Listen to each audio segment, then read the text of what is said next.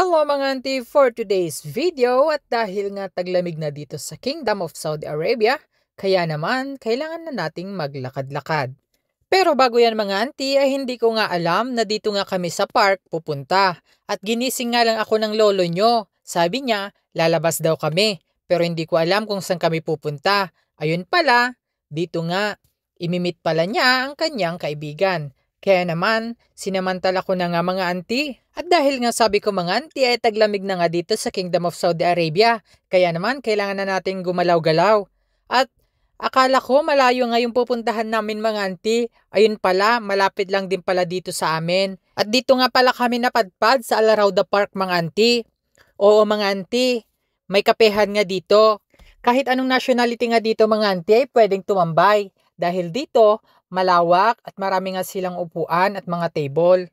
Kung makikita nyo mga auntie ay dito nga sa corner na ito ay meron nga ditong nakatayong kapehan.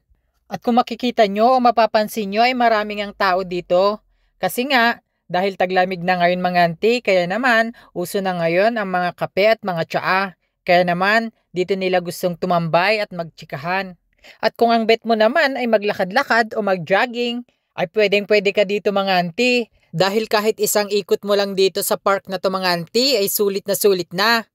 Dahil nga malamig ng panahon ngayon, siguro makakatatlo o 5 round ka pa dito. Kaya naman sa ating mga kababayan dyan na malapit lang dito sa Al Rauda ay pwedeng-pwede kayo dito mag-exercise. Dahil sa pagkakataong iyan mga auntie ay nakaisang ikot na nga ako dyan. Kaya naman linibot ko din kung ano nga meron dito. O mga auntie, ano pang inaantay nyo? Punta na! Chares! Huwag mong hayaang manatili ang mga taba mo sa iyong katawan. Galaw-galawin mo sila para ito'y mawala. At kung nagustuhan mo ang ating video, follow for more. Huwag mo na rin kalimutang i-share. Yun lamang. Once again, Abet Cariaga. Babush!